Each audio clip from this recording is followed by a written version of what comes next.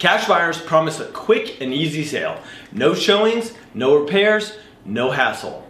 But if you're a senior homeowner, here's the question you need to ask. What is that convenience really costing you?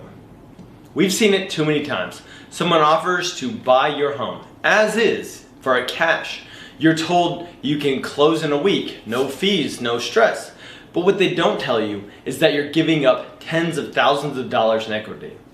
We've worked with seniors who were offered $160,000 for their home, which was worth over $230,000.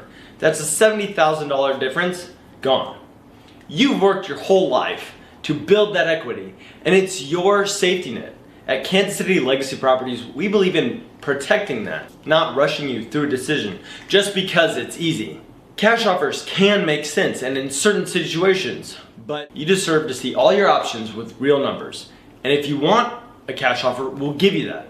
Let's sit down together and go over the true net proceeds from a cash offer versus a market sale. We'll walk you through it honestly with no pressure, because you deserve to make an informed decision, not a fast one.